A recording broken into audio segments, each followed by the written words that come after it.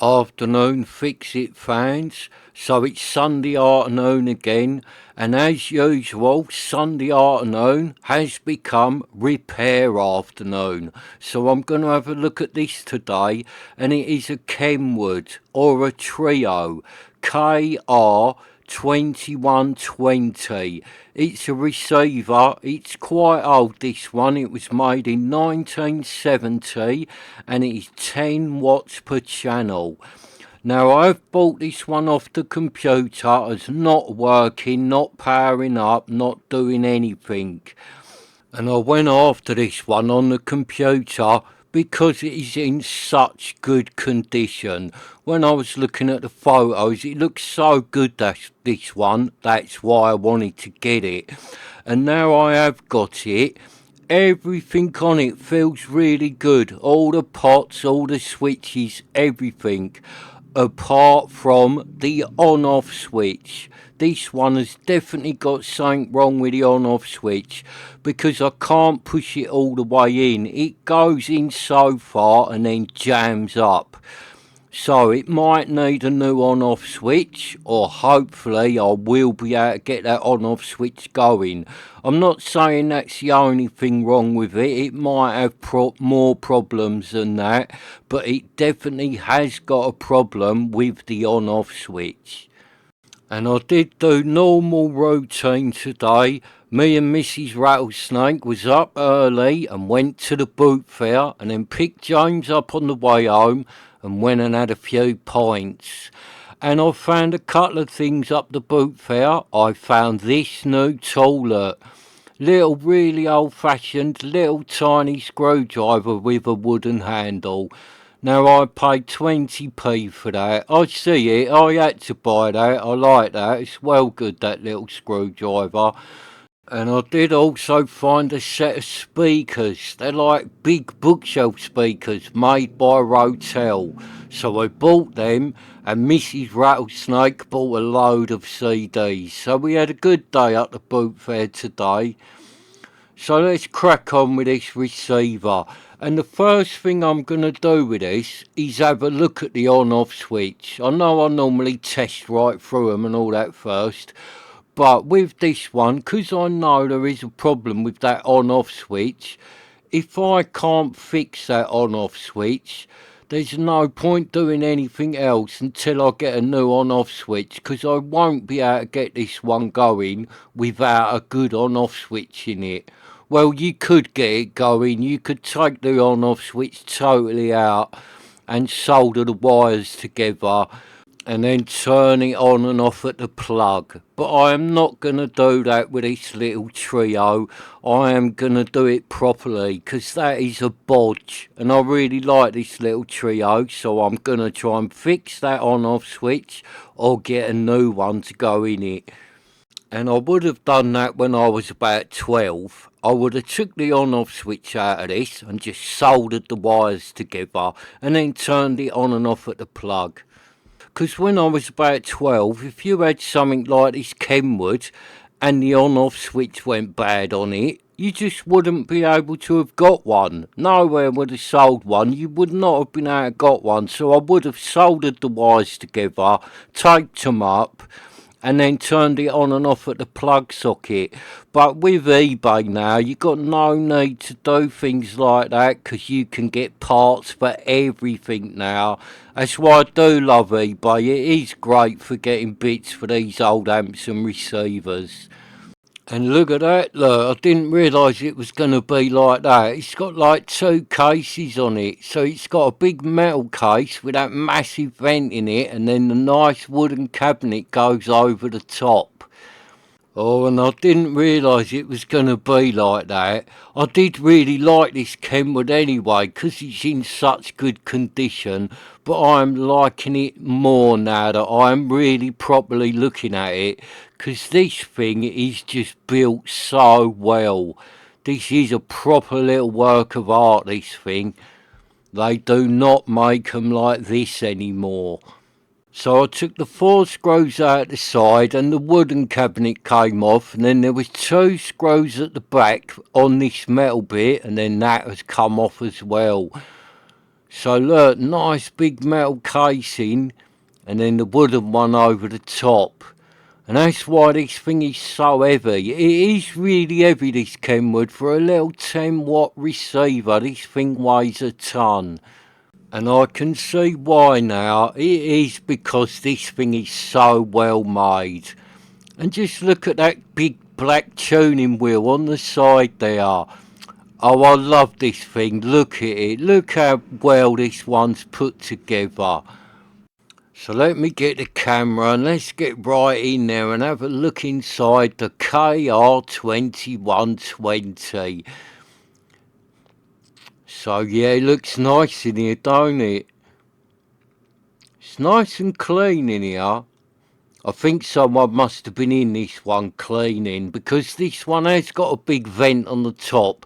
So if it hadn't been done since 1970, it would be a lot dirtier than this inside. Looks good in here actually. Looks really nice. And it is well put together, this thing. Just look how big that chassis is on it. Oh, and there's the on-off switch down there, look. See, I can only push it in so far. And if you look there, look, it looks like it's got all grease and that on the top, like a mechanism in there. That's not working. Oh, so you can get to this on-off switch. I didn't know what type of on-off switch it was going to be, but that looks like one that you can totally take apart. So there might be a chance of fixing that then if it all comes apart. Yeah, so it looks good in there, the Kenwood. Let me just put the camera back on the tripod. And I'll take the bottom off and we'll have a look in the bottom. It looked good in that top bit. Nothing looked blown. No caps looked swollen or anything like that. It looked nice in there. So I'll take this bottom panel off and then we'll have a look in the bottom of it, and hopefully it all looks good in here as well. So yeah, up the boot there, really good find. Set of Rotel speakers. They're old, really old set of Rotels. Nice big wooden cabinets on them. They're sort of like quite big bookshelves. There is no model number on them. I haven't had the fronts off or anything to look at them, but I only paid a £5 for them, so they've got to be worth a £5. And if I can get them working, they might turn out to be a really nice sounding set of speakers, because I've had some old Rotel speakers before and they was pretty good. So hopefully these ones that I've found today will have a nice sound to them. So I'm just going round this bottom panel. Now there's quite a lot of Phillips screws holding it on, but it doesn't look like it's got anything else holding it. So hopefully take these screws out. That bottom panel should come straight off. And look, it's got a nice big vent in it. Right, there's one more there, then it should come off. Yeah, so this one's got a massive vent on the bottom and a massive vent on the top, this Kenwood. And yeah, there you go, coming straight off that bottom panel. It's like brand new, that bottom panel. That's in lovely condition. Oh, and look at it in there, that's like new. Oh, that's lovely in there, look at that. That is spanking. So I'll get the camera again and we get in there and have a close-up look round the insides of the underneath of this old trio. Look at it, it's lovely in there. So that's your little bit for the pre-out main in amp, because this can be used as a preamp or a power amp. And it's got one up there. That one is for changing your power, setting the different voltages for where you live. So that lead is going to the on-off switch. And look at that, them wires are running through like a metal sleeve, so that is all fully shielded, so the power doesn't interfere with the sound of it. Oh, this thing's just so well made. I really hope I can get this going, because I bet this thing is going to have a really good sound to it. I can just tell by looking in here, this thing's going to sound good. The way this is put together, so much care has been put into this that this one will have a good sound to it. A lot of this old Kenwood stuff has. Some of this old Kenwood stuff really is good. And I think this one is going to be one of them, because you can just tell by the way this thing is built.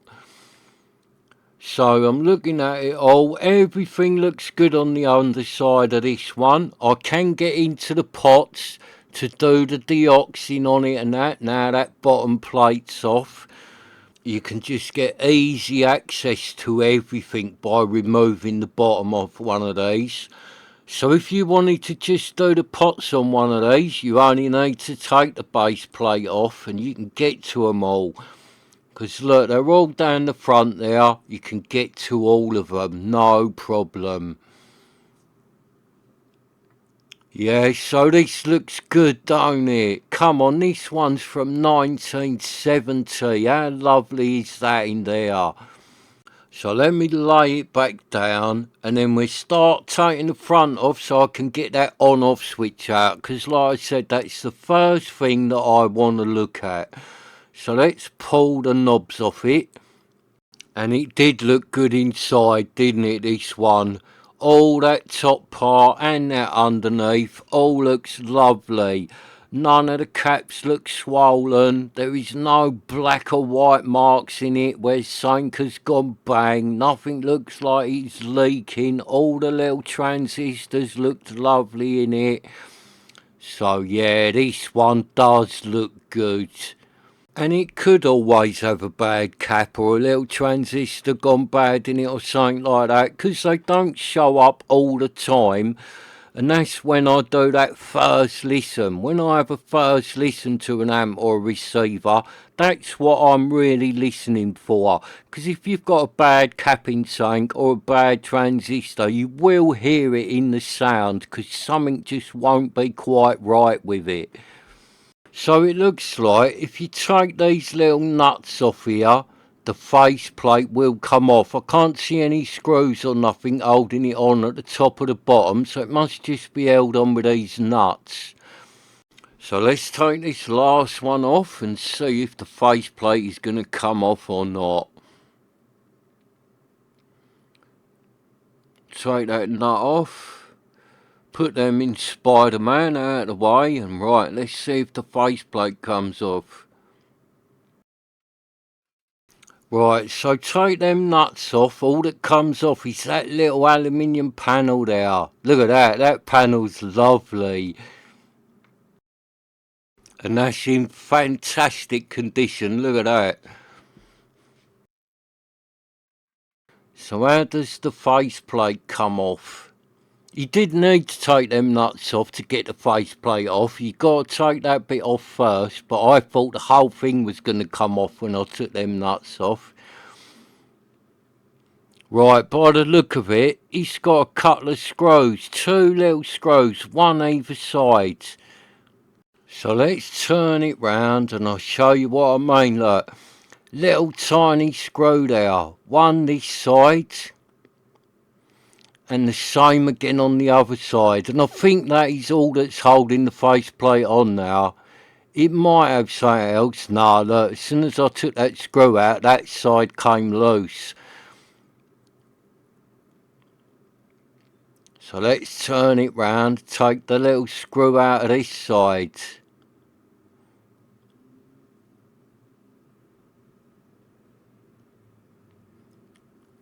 Whip that little tiny screw out. That should come off now. Yeah, looks like it, don't it? Is it going to come off? Yeah, there you go. The faceplate is off. And that's really heavy, that is. That's lovely, that panel. So it was held on them little clips there. Look, the little screw goes into that part and just holds the front on. Yeah, nice. Oh, I love this Kenwood. I really like this little receiver. I did fall in love with it the moment I found it on the computer and was looking at how good condition it was. And then when it turned up and I'd done the unboxing video on it, oh, I just fell for it even more, because when I actually had it in front of me, it was better condition than what I thought it was going to be in. And then now looking at it today, seeing how well this thing's built and that, yeah, I really like this one. I really hope this one's got the sound to back it up. I will be a bit disappointed if this one doesn't sound that good. So I wasn't trying to undo them nuts on the pots, I was just checking that they was all tight, and a couple of them was a little bit loose, so they're all nice and tight now. So let's turn it over again and let's get into that on off switch. And now I've seen how good this one is inside, that really could be the only thing that is wrong with it. So it looks like, to take it out, you take these two little screws out there, and then I should be able to drop the on off switch right out of it. Now I'm not going to test through it. Normally I'd test through the on off switch, but I can't even push it in enough for it to get to the bit where I know it's clicked on. It won't push in that far. It goes in halfway and that's it. It just comes back out. So there's no point trying to test it, because I just know 100% this on off switch is off and it is not turning on. So I need to just take the wires out of them little plastic clips there, and that's it, look, it's slid out. So it has got like a little mechanism on the top that allows that button to go in and out. But if I do it, I can only push it in so far and then it just goes rock solid.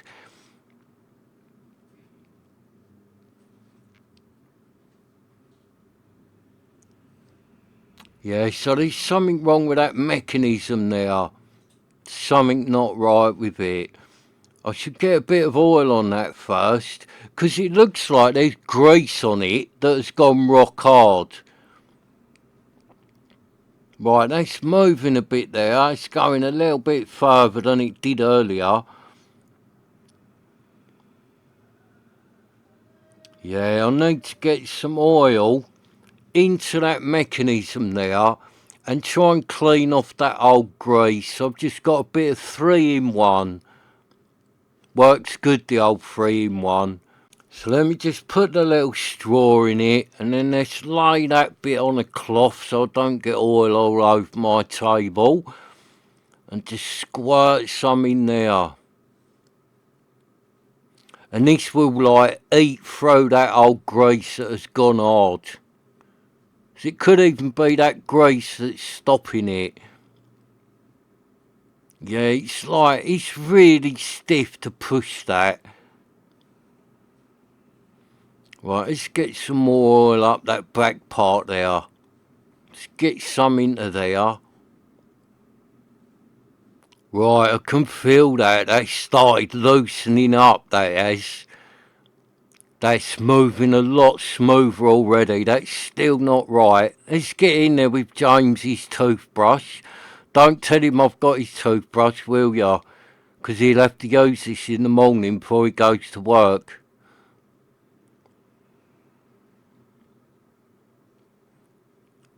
Get in now. I just want to get all that old grease out, because it's like gone rock hard, that old grease.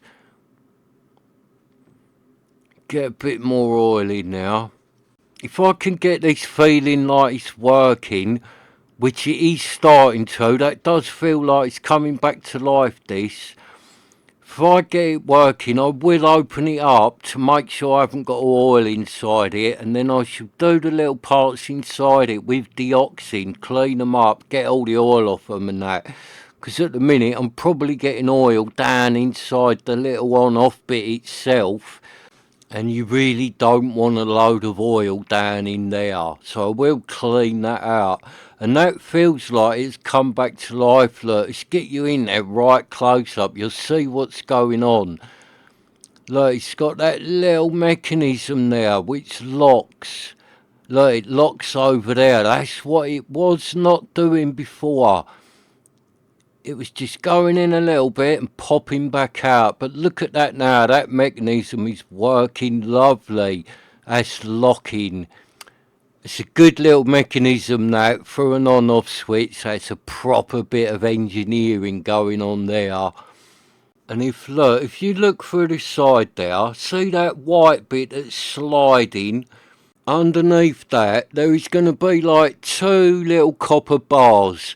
And when you push it and that white bit slides, it either pushes them down to make the connection or releases them up to take the connection. I think that's how this on-off switch is going to be working. I'm not 100% on that, but that's what I think's going on with it. So let's just get a little bit of oil down in there.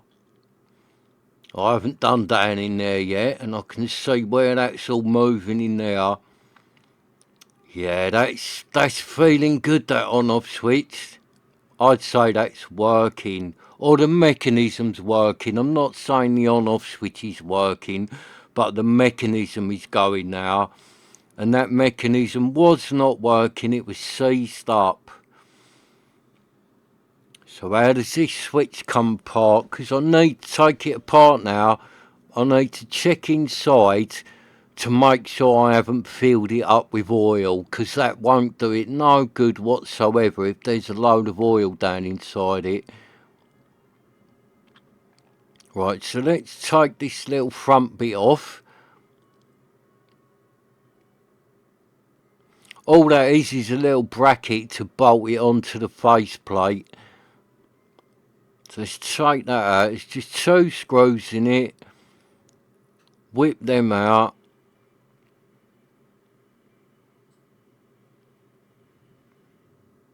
And that's it. That should come off now. Yeah, that's it. Put that to one side. Get the other screw there. So right, it looks like it's on little clips.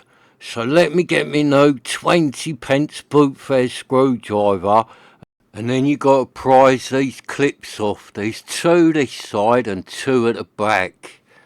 Yeah, it works nice, my little boot fair screwdriver. It's lovely, this screwdriver with its wooden handle. See, I'm easily pleased, innit? I bought something for 20p and I'm so happy with it. So I can feel that he's starting to move, starting to come off, but I don't want to put too much force on them tabs, because that little casing is like plastic from 1970. That will break so easy, and I don't want to break it.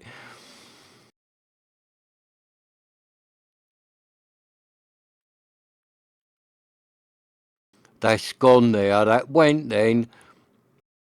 There you go, look, that is off. So I can see, yeah, it's got two little copper bars in there. And you see that little white bit underneath there? That is the bit that either pushes the bars down or it releases them, so they make a connection. So that little mechanism, look at it. Lovely little mechanism that is. That's working lovely now, look. Yeah, that's nice, that mechanism. That's a little work of art there, that is.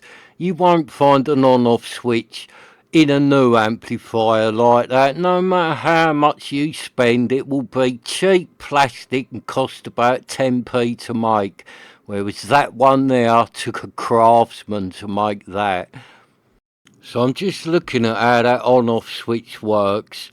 And I was right in what I was saying. That little white bit there, by the look of it, it pushes them bits down and it turns off. And then it releases them back up and it turns on. And them little copper bits, they are moving up and down okay in there. They are not like seized up or anything. They feel like they've still got some life left in them.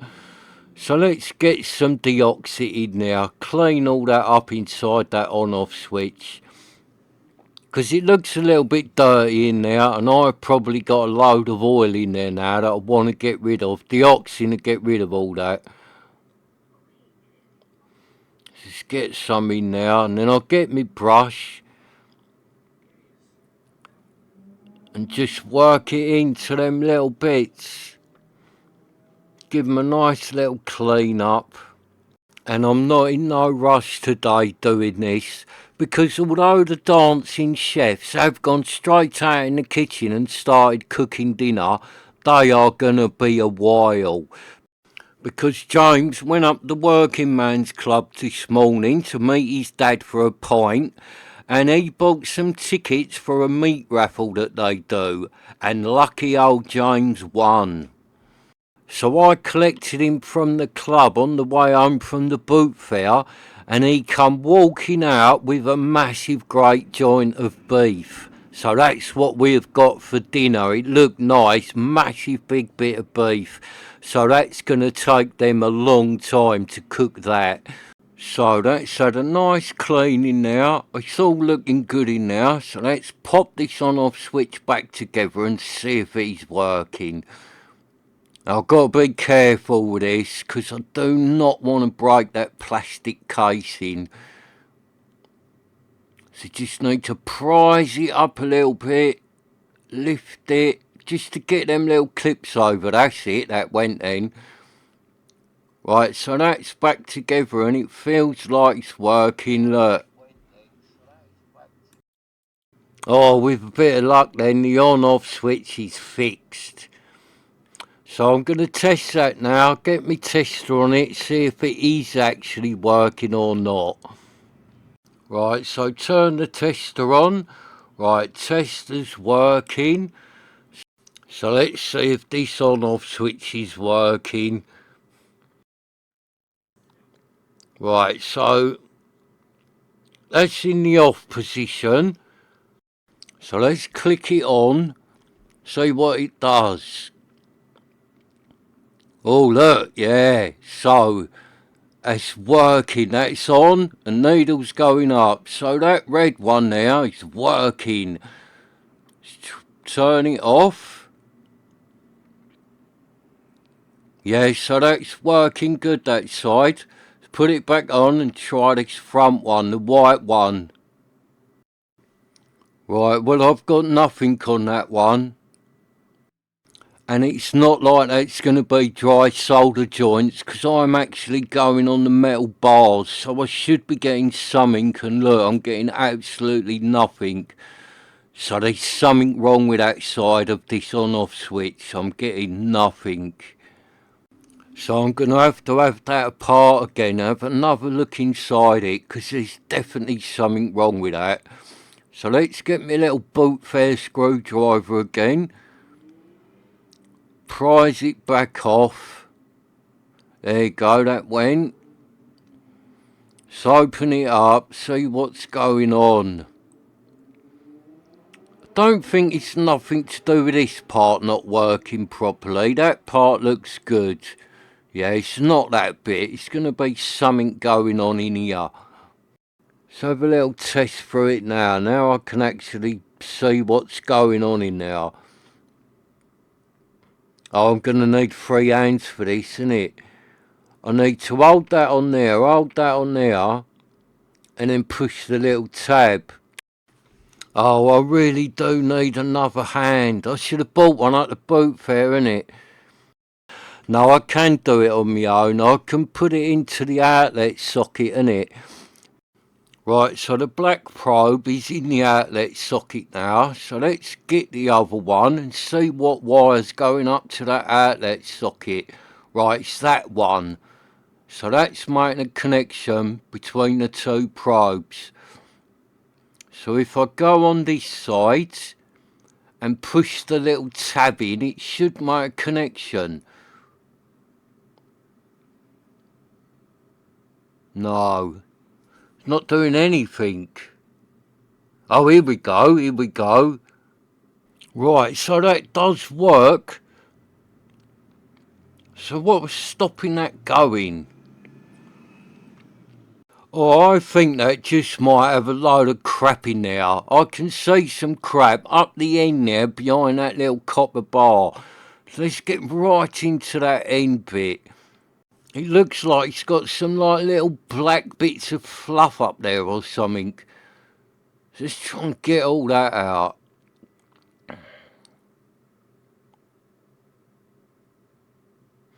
I can't see nothing wrong with these bars or anything. They're springing up and down good. There's nothing wrong with all that. There's just something stopping it making a connection. Right, that looks clean down in there now. So when I was pushing that bar down, I could see like little bits of fluff in there.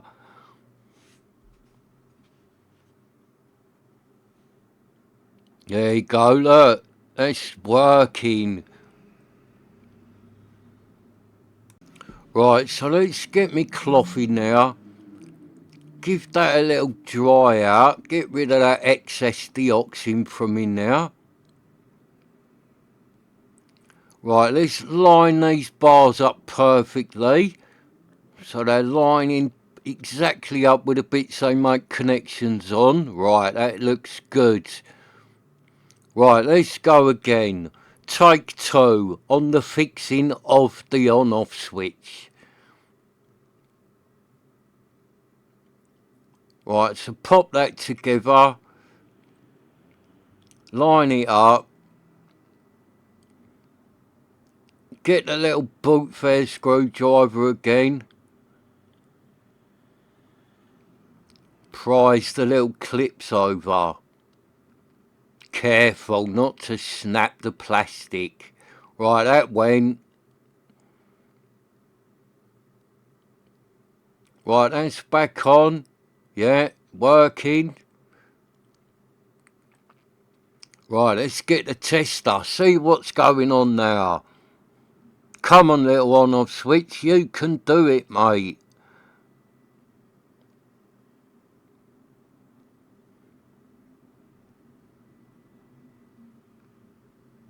Oh, here we go. Cool, look at that. Needle weren't shooting up like that before. That's making a lovely connection now.